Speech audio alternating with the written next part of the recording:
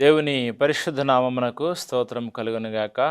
Hope channel చూస్తున్న వీక్షకులందరికీ కూడా హృదయపూర్వకమైన వందనాలు తెలియజేస్తూ ఉన్నాము. మనము పరిశుద్ధ గ్రంథము నుండి ధారావాహికలో బాలుడు నడవలసిన త్రోవను గురించి ధ్యానం చేసుకుంటూ ఉన్నాము. ఈరోజు మరి ఒక అంశంతో మనము దేవుని యొక్క వాక్య భాగంలోకి వెళ్దాం. చిన్న ప్రార్థన చేసుకుందాం. మహాపరిశుద్ధుడా, కృపాసత్య సంపూర్ణుడా, మీ పరిశుద్ధ నామను బట్టినైనా మీకు స్తోత్రం మేము తెలియజేస్తున్నాము. దేవా, ఈ యొక్క సమయమందున తండ్రి, ఇదిగో ప్రభా, పరిశుద్ధ గ్రంథము నుండి బిడ్డల గురించినైనా నేర్చుకోవలసిన విషయాలు ప్రభా ధ్యానం చేసుకుని పోతుండగా వింటున్న ప్రతి ఒక్కరితోనైనా ఇదిగో తండ్రి మీ మాటలు మాట్లాడి వారి బిడ్డలను ప్రభా క్రమమైన మార్గంలో పెంచుకునేంత జ్ఞానమును ప్రభా మీరు అందించమని, మీ మాటలు వినగలిగే మనస్సును గ్రహింపు శక్తిని దయచేయమని యేసు నామమును బట్టి ప్రార్థిస్తున్నాం తండ్రి, ఆమేన్. పరిశుద్ధ గ్రంథము నుండి వాక్య భాగాన్ని మనము ధ్యానం చేసుకుందాము. ఈరోజు మన యొక్క అంశం ఏంటంటే దేవుని యందలి భయభక్తులతో పెంచాలి.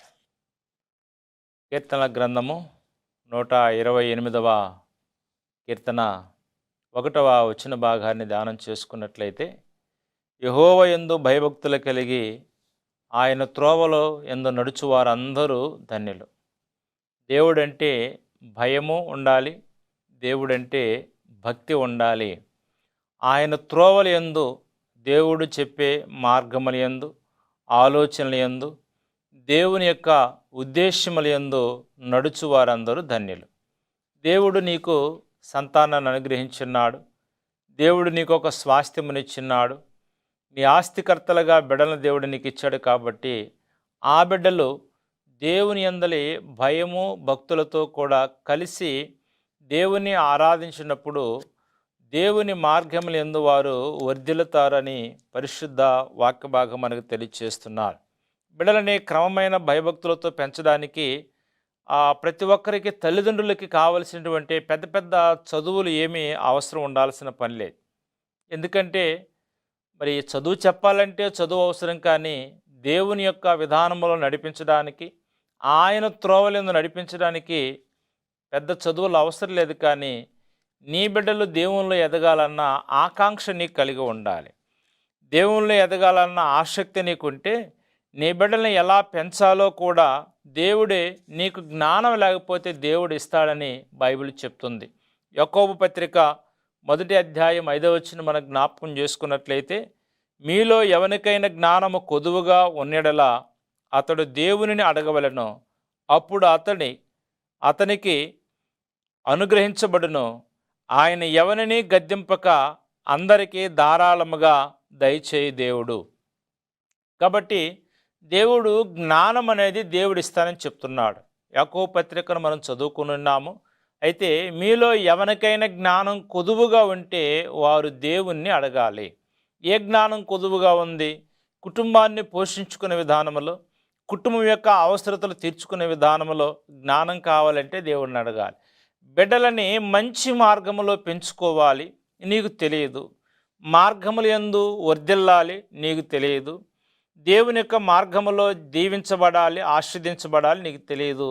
అయితే నువ్వు దేవునికి ప్రార్థన చేయాలని బైబిల్ చెప్తుంది. ఎందుకంటే బిడ్డలలో స్వాభావికంగా వారి మూఢత్వమైనటువంటి ఆలోచన ఉంటుంది. కాబట్టి ఈ బిడ్డలని క్రమమైన మార్గంలో పెంచాలంటే నాకు ఏం తెలియదు, నేను చదువుకోలేదు అన్న ఆలోచన నీకు వద్దు. కానీ నువ్వు భక్తిపరుడు అయితే, భక్తిపరురాలవైతే, నీవు క్రమమైన సంఘ విశ్వాసుల యొక్క విధానములు నువ్వు జీవిస్తూ బ్రతుకుచున్నట్లయితే నువ్వు జ్ఞానం కోసం దేవుణ్ణి అడగాలి.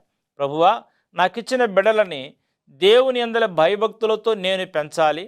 ఆ పెంచే జ్ఞానం నాకు లేదు, కాబట్టి ఆ జ్ఞానం నాకు దయచేయి. వారిని క్రమమైన మార్గములో నేను ఉంచాలన్న ఆశ నాకుందని ప్రభువును అడిగినప్పుడు దేవుడు నీకు ఆ జ్ఞానం ఇస్తాడు. లేదా చిన్న బిడ్డలకు కూడా ఎలా నడవాలో నాకు తెలియదు ప్రభువా అని దేవుడిని అడిగినప్పుడు దేవుడు వారి జ్ఞానం ఇస్తాడు. అక్షరాలు రానప్పుడు కూడా, చదువు రానప్పటికీ కూడా, మరి లోక జ్ఞానం తెలియనప్పుడు కూడా దేవుని అడిగినట్లయితే ఆయన జ్ఞానము ఇస్తాడు. అందుకని దేవుని యందలి భయభక్తులతో పెంచాలంటే మనకి ఎంత తక్కువ వయసు నుండి వారిని క్రమంలో పెంచడం ప్రారంభిస్తే అంత సులువుగా వారు నీకు లోబడతారు. మొక్కై వంగనది మ్రానయ వంగదు కదా. కాబట్టి మీ పిల్లలకు ఊహ తెలిసినప్పటి నుంచి వారికి దేవుణ్ణి పరిచయం చేయాలి. ఊహ తెలిసినప్పటి నుంచి దేవుణ్ణి పరిచయం చేయండి. వారికి చదవడం రాయటము రాదు కాబట్టి ప్రార్థన చేయటం వాళ్ళకి నేర్పించాలి. వాళ్ళకి చదివేది రాయటం తెలియదు కాబట్టి ప్రార్థన చేయటం నేర్పించటం అది సులువుగా నేర్చుకుంటారు. నువ్వు మోకరిస్తే వాళ్ళు మోకరిస్తారు, నువ్వు ప్రార్థన చేస్తే వాళ్ళు ప్రార్థన చేస్తారు. నువ్వు దేవుణ్ణి అడిగే విధానాన్ని బట్టి, నీ అవసరతలో అడిగే విధానాన్ని బట్టి, నీ కష్టకాలంలో అడిగే విధానాన్ని బట్టి, నీకు శ్రమ సంభవించినప్పుడు అడిగే విధానాన్ని బట్టి, నీకేదైనా వ్యాధి సంభవించినప్పుడు, కుటుంబానికి కావలసిన అవసరతల కోసము, అక్కరల కోసం నువ్వేదైతే దేవుణ్ణి అడుగుతావో అదే ప్రార్థన నీ బిడ్డలో చేస్తారు. వారికి చదవటం రాయటం రానప్పటికీ పోయినప్పటికీ కూడా వారేం చేయగలుగుతారంటే ప్రార్థించటం నేర్చుకుంటారు. అందుకని దేవుణ్ణి పరిచయం చేయాలి. కుటుంబం అంతా కలిసి ప్రార్థించుకోవటం అలవాటు చేసుకోవాలి. బిడ్డలు చిన్నప్పుడు స్కూలుకు వెళ్ళనని మారం చేస్తూ ఉంటారు. వారిని వెళ్ళకపోతే వారు నువ్వే తీసుకెళ్ళి స్కూల్లో వదిలిపెడతావు. వారు ఇంకా వెళ్ళకపోతే నీవు ఇంకా మొండికేస్తే వాళ్ళని దెబ్బలు కొట్టి గద్దించి మాటలు చెప్పి ఎలాగైనా స్కూల్లోకి వాళ్ళని విడిచిపెడతావు. ఎన్ని పనులున్నప్పటికీ కూడా నువ్వేం చేస్తావంటే నీవు నీ భార్య అనగా తల్లిదండ్రులు ఇద్దరూ కూడా కలిసి ఒకరు మార్చుకుని ఒకరైనా బిడ్డలని క్రమం తప్పకుండా స్కూలుకు పంపించటము, స్కూల్లో విడిచి రావటము, అవసరమైతే దెబ్బ కొట్టడము, అవసరమైతే గద్దించటము, అవసరమైతే భయపెట్టైనప్పటికీ కూడా వాళ్ళని స్కూల్కి పరిచయం చేస్తారు. అలాగనే దేవుని పెద్దవారి కొద్దీ వారు దేవుడన్న భావన నీవు వారికి కలుగు చేయాలి. పెద్దవారు అయ్యే కొద్దీ దేవుడన్న భావన కలుగు చేసినప్పుడు వారు దేవునిలో పూర్తిగా పరిశుద్ధ గ్రంథాన్ని చదవటం ప్రారంభించాలి. ఎందుకంటే దేవుని యొక్క విధానంలో బైబిల్ క్లాసులకి వారిని ఎలాగైతే పంపిస్తావో దేవుణ్ణి కూడా నువ్వు అలాగనే పరిచయం చేయాలి. ఎందుకంటే వారికి 15 సంవత్సరాల వయసు వచ్చేంత వరకు కూడా దేవునిలో ఎదిగించే విధములో నువ్వు కష్టపడితే, దేవునిందు వారు భయభక్తులు కలిగే జీవితంలో నువ్వు కష్టపడితే, ఆ తర్వాత నువ్వు చెప్పినా చెప్పకపోయినా వారు క్రమాన్ని నువ్వు అలవాటు చేసావు కాబట్టి ఆ క్రమాన్ని నుంచి వారు తప్పిపోరు. అందుకని సాధ్యమైనంత వరకు తల్లిదండ్రులు ఇద్దరు కూడా 15 సంవత్సరాల వరకు కూడా నువ్వు కంటిన్యూగా నీ బిడ్డల్ని దైవికంగా పెంచితే ఆ తర్వాత వాళ్ళు ఆ మార్గాన్ని నుంచి విడిచిపోరు. అందుకని మీరు వారి మంచి చెడ్డలు నేర్పకపోతే వారు చెడు త్వరగా నేర్చుకుంటారు. ప్రతి మనిషి కూడా అంతే, మంచి నేర్పకపోతే చెడే నేర్చుకుంటారు. కాబట్టి మంచి నేర్పాలి. అందుకని వాళ్ళకు తెలియదా అనుకుంటారు, కానీ ఎవరికి తెలియదు. మంచి నేర్చుకోవడం ఎవరికి తెలియదు. మంచి నేర్పించకపోతేనే చెడు అలవాటు అవుతుంది. కాబట్టి పిల్లల సైతం ఎవ్వరు నేర్పకుండానే ఇంట్లో తల్లిదండ్రులకు తెలియకుండా కొన్నిసార్లు డబ్బులు దొంగతనం చేస్తారు, తినేవి దొంగతనం చేస్తారు. ఎందుకంటే వారి యొక్క విధానం అడిగితే తెలియదని చెప్తారు, అబద్ధం చెప్తారు. కాబట్టి ఇవి ఎవ్వరు నేర్పించకపోయినప్పటికీ కూడా స్వాభావికంగా వారికి అబ్బుతాయంట. పరిశుద్ధ గ్రంథాన్ని మనం పరిశీలన చేస్తే ఆదికాండం 8వ అధ్యాయం 21వ వచనంలో నరుల హృదయ ఆలోచన వారి బాల్యము నుండి చెడ్డది. ఎలా ఉందంట? నరుల హృదయ ఆలోచన చిన్నప్పటి నుంచే చెడ్డదంట. అంటే ఈ ఆలోచించే విధానమును వారు తీసుకునే తీర్మానం ఏదైతే ఉందో అది చెడ్డది. కాబట్టి బైబిల్లో వ్రాయబడింది, బాల్యము నుండి చెడ్డదైన ఈ హృదయ ఆలోచనలో దేవునిందు భయభక్తులతో పెంచడం ద్వారా మార్చవచ్చు. ఎందుకంటే తల్లిదండ్రులు మీరు దేవుని సంబంధులలో సాతాను సంబంధులలో మీ బిడ్డల ప్రవర్తన బట్టి చెప్పవచ్చు. ఎందుకంటే మీరు దేవుని సంబంధులుగా ఉన్నారా సాతాను సంబంధాలుగా ఉన్నారో ఆ ప్రవర్తన బట్టి చెప్పవచ్చు. కాబట్టి దేవుని విధానంలో ఉండాలి. అందుకనే దేవుని కార్యక్రమాల్లో విరివిగా పాల్గొంటూ ఉండాలి, భక్తిపరులుగా ఉంటూ ఉండాలి. అందుకని బిడ్డలను దేవునిలో పెంచకపోతే వాళ్ళు వేషధారులైన క్రైస్తవులుగా మిగిలిపోతారు. భక్తి భావంలో పెంచకపోతే వేషధారలు అంటే ఆ సమయానికి తగ్గట్టుగా వాళ్ళు ఉంటారు. ఆ తర్వాత యథాప్రకారంగా సాధారణమైన మనుషుల్లాగానే అన్యుల బిడ్డల్లాగానే కలిసిపోతారు. కాబట్టి దైవికమైనటువంటి విధానం నేర్పించకపోతే వాళ్ళు నామకార్థ క్రైస్తవులుగా, వేషధారణ క్రైస్తవులుగా మిగిలిపోతారు. అందుకని దేవుడు మిమ్మల్ని అక్రమము చేయువారి లిస్టులో నుంచి చూస్తాడంట. అందుకని యేసు ప్రభువారు విశ్వాసులుగా పిలువబడేవారి గురించి చెప్తూ, మీరు మీ సముఖమందు మేము తిని త్రాగుచుంటిమి, నీవు మా వీధులలో బోధించితువని చెప్పసాగుదురు.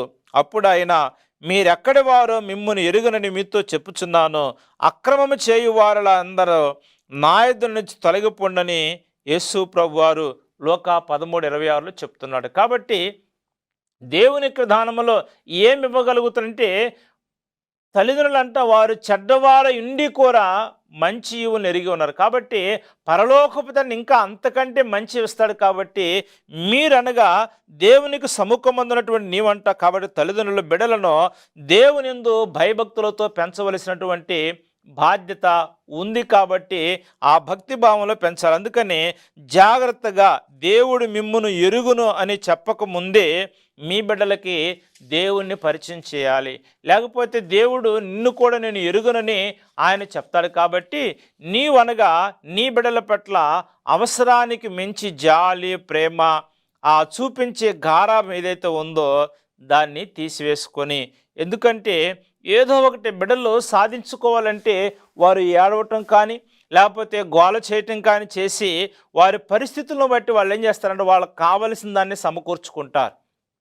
అలాగనే నీ బాలులను శిక్షించడం మానుకొనకము, బెత్తెముతో వానిని కొట్టినెడల వాడు చావుకొనును. కాబట్టి బిడ్డలు ఏం చేయాలంట? శిక్షించాలి. శిక్షణ అంటే క్రమమైన మార్గములో ఉంచటము.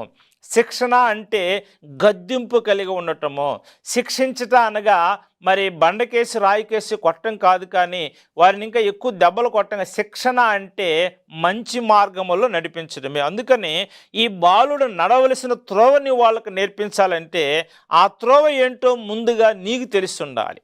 ఎందుకంటే త్రోవ అంటే మార్గము.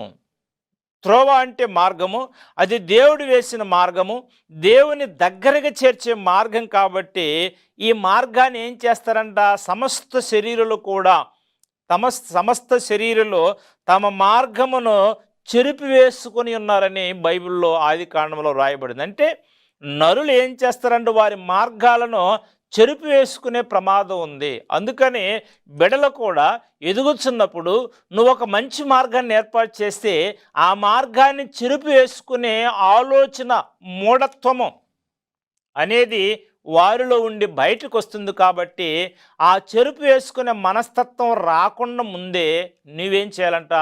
తల్లిదండ్రులుగా నీ బిడ్డలను పట్టించుకోవాలి. వారి విషయంలో దేవుని యందు నువ్వు ప్రార్థన చేయాలి. వారి కొరకు దేవుని దగ్గర వేడుకోవాలి. వారిని బట్టి దేవుని దగ్గర విన్నవించుకోవాలి. వారి భక్తి భాగంలో ఎదగటానికి దేవుని యొక్క సహాయాన్ని కావాలని నీవు ప్రార్థన చేయాలి. అందుకని ఏబు అరుణోదయమైన లేచి తన బిడ్డల కోసం ఆయన ప్రార్థన చేసేవాడంట. ఎందుకంటే తనకిచ్చిన కుమారులను బట్టి, కుమార్తెలను బట్టి వారు ఏదైనా ఎదుగుచున్న విధానం, నరుల హృదయ ఆలోచన, సమస్త శరీరం తమ మార్గాన్ని చెరిపివేసుకుంటున్నారు కదా. ఇక్కడ తమ బిడ్డలు తమ మార్గాన్ని చెరిపివేసుకొని దేవుని దూషించి నాశనం అయిపోతారేమో, శాపాన్ని కొని తెచ్చుకుంటారేమో అని అరుణోదయముని లేచి తన బిడ్డల కోసం ప్రార్థన చేశాడు. ఆయన ధనవంతుడే, ఆయనకి చాలా పని ఉంది, చాలా పనితనం కలిగి ఉన్నాడు. కానీ బిడ్డల విషయంలో అన్నిటికంటే ముందుగా, అందరికంటే ముందుగా ప్రాధాన్యత ఎవరికి ఇస్తున్నాడంటే తన కన్న బిడ్డలకు ప్రాధాన్యత ఇస్తున్నారు. వారి కొరకు దేవుని దగ్గర వేడుకుంటూ ఉన్నారు. వారి కొరకు దేవుని దగ్గర ప్రాధేయపడుతున్నారు. ప్రభువా, ఈ బిడ్డలు ఎదుగుచున్నారయ్యా, ఏదైనా తప్పు చేస్తారేమో, ఏదైనా పాపం చేస్తారేమో, శిక్ష తెచ్చుకుంటారేమో, నాశనం తెచ్చుకుంటారేమో, అవేమీ లేకుండా నా బిడ్డలు మంచి మార్గంలో నడిపించు ప్రభు అని ఏబు దేవునికి ప్రార్థన చేస్తూ ఉన్నాడు. కాబట్టి ఈ మార్గాన్ని చెరిపివేసుకునే ప్రమాదం ఉంది. కాబట్టి బిడ్డలకి ఏం చేయాలంట?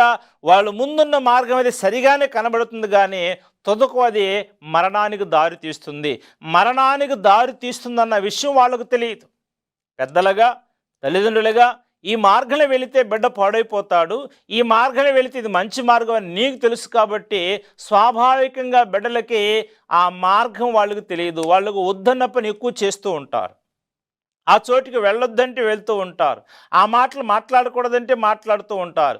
ఆ పని చేయొద్దంటే చేస్తూ ఉంటారు. చేస్తే ఏమవుతుంది అంటారు. ఎందుకంటే ఆ చెడు మార్గం ఏదైతుందో వాళ్ళకు తెలియదు.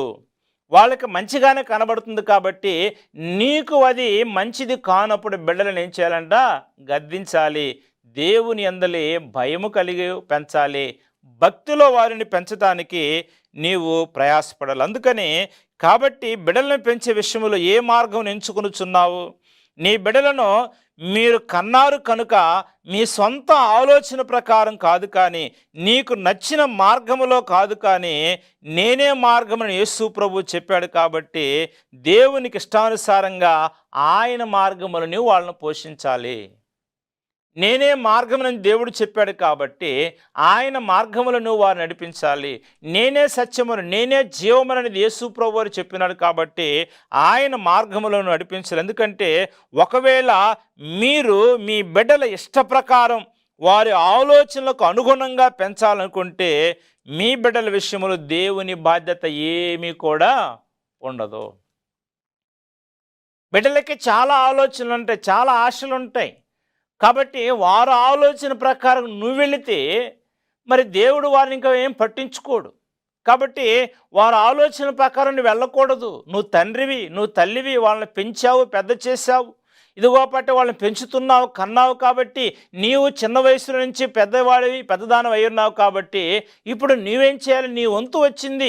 ఈ వయసులో ఈ పిల్లలు ఎలా ఉంటారా, ఈ వయసులో ఎలాంటి ఆలోచనలు వస్తాయని తెలుసుకొని, ఎలాగ మాట వినే స్వభావం ఉండదా అని తెలుసుకొని, కాబట్టి నువ్వేం చేయాలంట? వారిని మంచి మార్గంలో నడిపించాలి. అందుకని బిడ్డలో ఎట్టి పరిస్థితుల్లో కూడా దేవుడు జోక్యం చేసుకోడంట. నువ్వు దేవునికి అవకాశం ఇవ్వకపోతే నీ బిడ్డల విషయంలో దేవుడు జోక్యం చేసుకోడు. ఒకవేళ మీ బిడ్డలు చెడిపోయి వారి విషయమై మీరు దేవుని సన్నిధిలో మొర్ర పెట్టుకున్నా కూడా దేవుడు ఆలకించడు. ఎందుకంటే దేవుని వాక్యము తెలియని వారి విషయంలో అయితే జాలి చూపిస్తాడు, కానీ దేవుని వాక్యం తెలిసి కొద్దో గొప్ప వాక్యం తెలిసి క్రైస్తవులుగా ఉంటూ బాప్తిసం తీసుకొని దేవుని మార్గాన్ని అనుసరిస్తూ దేవుడే యేసు ప్రభువు నా దేవుడని తెలియచేస్తూ నేను క్రైస్తవుడిని, నేను క్రైస్తవురాలని, నేను నమ్ముకున్న దేవుడు ఏనా అని చెప్పుకొనొచ్చు నీవే వాక్యము యొక్క అవగాహన ఉండి కూడా వారి విషయంలో బాధ్యత తీసుకోకపోతే కొన్ని సందర్భాలు నువ్వు చేసే ప్రార్థన దేవుడు వినడు. అందుకని క్రైస్తవులైండి నీవు ఈ రీతిగా ఉండొద్దని నిర్లక్ష్యం, నీ బిడ్డలను నిర్లక్ష్యం చేస్తే దేవుడు వారిని క్షమించడు, వారి మొర్ర వినడు.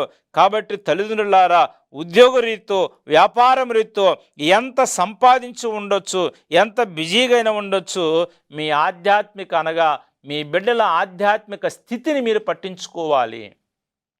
ఆధ్యాత్మికమైనటువంటి స్థితిని పట్టించుకున్నప్పుడు మీరు వారి కొరకు సంపాదించిన డబ్బుతో ఆస్తులు కూడబెట్టగలరేమో, కానీ డబ్బుతో మీ బిడ్డలను దేవుణ్ణి ఎదిగేలాగా చేయలేరు. దేవుణ్ణి ఎదగాలంటే డబ్బు మనకేమీ మేలు చేయదు, అది బ్రతకడానికే. ఈ ప్రాణం ఉన్నంతసేపు, ఈ భూమి మీద ఈ ప్రాణం ఉన్నంతసేపు బ్రతకడానికి, అవసరతలు తీర్చుకోవడానికే డబ్బు అవసరం. కానీ ప్రాణం పోయిన తర్వాత పరలోకం నిన్ను డబ్బు చేర్చలేదు. నీవు బ్రతుకున్నప్పుడే డబ్బు నిన్ను మంచి మార్గంలోకి చేర్చలేదు. దేవుని యందు విశ్వాసమే నీ జ్ఞానం వస్తుంది. దేవుని యందు భయభక్తులు కలిగి జీవించడమే ఆయన త్రోవలందు నువ్వు ధన్యుడిగా, ధన్యురాలుగా నువ్వు పిలువబడతావు. కానీ డబ్బు నిన్ను మంచి మార్గం నడిపించదు. కాబట్టి బిడ్డలను దేవుని యందు భయభక్తులతో పెంచడానికి డబ్బు అవసరం లేదు. మీరు మీ బిడ్డలను దేవుని మార్గం నడిపించాలనుకుంటే దేవుడు మీకు తప్పకుండా సహాయం చేస్తాడు. మీకు ఉండాలి తల్లిదండ్రులుగా, మీకు నా బిడ్డల్ని దేవునిలో పెంచాలి, నా బిడ్డల్ని ప్రార్థనాపరులుగా పెంచాలి, నా బిడ్డల్ని దేవునికి లోబడే వారిగా పెంచాలి, నా బిడ్డలు దేవుడు అంటే భయం ఉండాలి, భక్తి మార్గంలో వారిని పెంచాలన్న ఆలోచన నీకుంటే దేవుడు నీ ఆలోచనకు తగిన రీతిగా దేవుడు నీకు మేలు చేస్తాడు. కాబట్టి ప్రియమైన తల్లిదండ్రులారా, మీరేం చేయాలంట, నువ్వు దేవుని మార్గం నడిపించాలనుకుంటే దేవుడు నీకు తప్పకుండా సహాయపడతాడు. మీ బిడ్డలను దేవునిలో పెంచడానికి తగిన జ్ఞానము మీకు ఇస్తాడు. మీరు చేయాల్సింది ఒకటే, ఎట్టి పరిస్థితుల్లోనూ కూడా మీ బిడ్డలను దేవునిందు భయభక్తులతో పెంచాలన్న నిర్ణయాన్ని తీసుకున్నందుకు కట్టుబడి నీవు ఉండాలి. నీవందు కట్టుబడి ఉన్నట్లయితే, ఆ నిర్ణయాన్ని కట్టుబడి నీవు ఉంటే నీకు దేవుడు మేలు చేస్తాడు. కాబట్టి భయము భక్తితో పెంచాలి. అబ్రహాము తన కుమారుడైనటువంటి ఇస్సాకును భయభక్తులతో పెంచాడు. అందుకనే బలి అర్పణ తీసుకోవడానికి వెళ్ళుచున్నప్పుడు ఆయనకి మారు మాట మాట్లాడలేదు. తండ్రి, మరి కట్టెలు ఉన్నాయి కదా, మరి గొర్రెపిల్ల ఏదంటే బలి పశువు ఏదంటే యెహోవా చూసుకోండి అని చెప్పాడు. కానీ అంటే ఆయన ఏం చేసినప్పటికీ కూడా ఈ కుమారుడు మౌనంగానే ఉన్నాడు. నా తండ్రికి అన్నీ తెలుసు, ఆయన ఏం చేస్తున్నాడు కాబట్టి ఎదురు తిరగలేదు, ఎదురు మాట్లాడలేదు, నేను రాను అని చెప్పలేదు. కానీ ఆయన పెంపకం అలాంటిది. ఆయన దేవుని యందలే భయముతో పెంచాడు, భక్తితో పెంచాడు. కాబట్టి ఇక్కడ ఇస్సాకు ఏం చేస్తున్నాడంటే, ఆయనకి వివాహం సమయంలో పొలములో ధ్యానం చేస్తూ ఉన్నాడు. కాబట్టి భక్తి అనేది చాలా అవసరం.